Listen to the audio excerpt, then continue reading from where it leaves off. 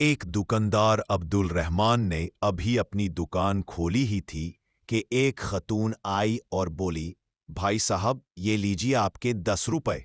अब्दुल रहमान ने हैरत से औरत की तरफ देखा, जैसे पूछ रहा हो, मैंने तुम्हें 10 रुपए कब दिए थे? औरत बोली, कल शाम मैंने आपसे कुछ सामान खरीदा था।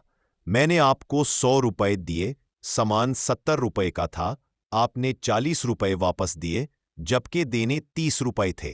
अब्दुल रहमान ने वो 10 रुपए अपनी पशानी से लगाए, पैसे के डब्बे में रखे और बोला, बहन एक बात बताओ, सामान लेते वक्त तुमने हर 5 रुपए पर मुझसे खूब भाव ताव किया और अब महज 10 रुपए वापस करने के लिए इतनी दूर चली आई। औरत ने कहा, भाव ताव मेरा हक है, मगर जब एक कीमत तय हो जाए तो कम देना गुनाह है। अब्दुल रहमान ने कहा, मगर तुमने कम नहीं दिया, पूरे पैसे दिए। ये 10 रुपए मेरी गलती से तुम्हारे पास गए, अगर तुम रख लेती तो मुझे कोई फर्क ना पड़ता। औरत ने जवाब दिया, शायद आपको फर्क ना पड़ता, लेकिन मेरे ज़मीर पर बोझ रहता। मैं जानती हूं कि मैंने किसी का हक जानबूझकर रखा है, इसीलिए मैं कल रात ही वापस करने आई थी, मगर आपकी दुकान बंद थी। अब्दुल रहमान ने हैरान होकर पूछा, तुम कहाँ रहती हो? औरत बोली, गुलशन कॉलोनी सेक्टर 8 में। अब्दुल रहमान के मुंह से हैरात से निकला, 7 किलोमीटर का फासला तय करके सिर्फ 200 रुपए वापस करने आई हो? और ये तुम्हारा दूसरा चक्कर है? औरत ने सुकून से कहा, जी हां, दूसरी बार आई हूं। अगर सुकून दिल चाहिए तो ऐसे ही काम करने पड़ते हैं। मेरे शोहर अब दुनिया में नहीं, मगर वो हमेशा कहा करते थे, कभी किसी का एक पैसा भी नाहक मत रखो, क्योंकि इंसान तो खामोश रह सकता है, मगर अल्लाह पाक किसी भी वक्त हिसाब ले सकता है, और इस हिसाब की सजा मेरे साथ मेरे बच्चों पर भी आ सकती है। ये कहकर औरत चली गई। अब्दुल रहमान ने फौरन कैश बॉक्स से 300 रुपए निकाले, अपने मुलाजिम से कहा, दुकान का ख्याल रखना, मैं अभी आता हूं। वो करीब ही एक और दुकानदार फराज के पास गया और बोला, ये लो तुम्हारे 300 रुपए। कल जब तुम सामान लेने आए थे, मैंने तुमसे ज्यादा पैसे ले लिए थे। फराज हंसकर बोला, अगर ज्यादा ले लिए थे तो वापस कर देते जब मैं दोबारा आता। इतनी सुबह सुबह आने की क्या जरूरत थी?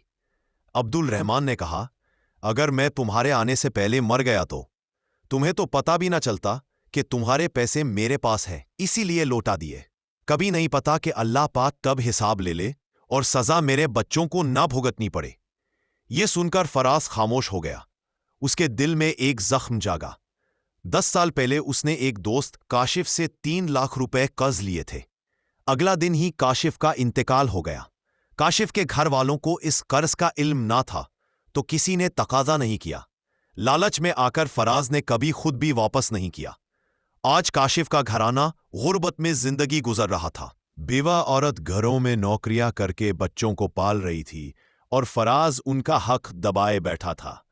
अब्दुल रहमान के अल्फाज, अल्लाह पाक किसी भी वक्त हिसाब ले सकता है, फराज के दिलो दिमाग में गूंजने लगे। 2-3 दिन की बेचैनी के बाद फराज का ज़मीर जाग उठा। उसने बैंक से 3 लाख रुपए निकाले और अपने दोस्त के घर गया। कशीफ की बेवा अपने बच्चों के साथ बैठी थी। फराज ने उनके कदमों में गिरकर माफी मांगी। 3 लाख रुपए उसके लिए बहुत बड़ी रकम थी और उसकी आंखों से आंसू बहने लगे, और उसने फराज को दुआएं दी। ये वही औरत थी जो 10 रुपए वापस करने 2 बार दुकानदार के पास गई थी। जो लोग दयानदारी और मेहनत से जीते हैं, अल्लाह पाक उनका इम्तिहान जरूर लेता है, मगर कभी छोड़ता नहीं। एक दिन उनकी दुआ जरूर सुनी जाती है। अल्लाह पाक पर यकीन रखो। ईमानदारी ईमान का हिस्सा है और नाहक माल इंसान के रिस्क से बरकत छीन लेता है।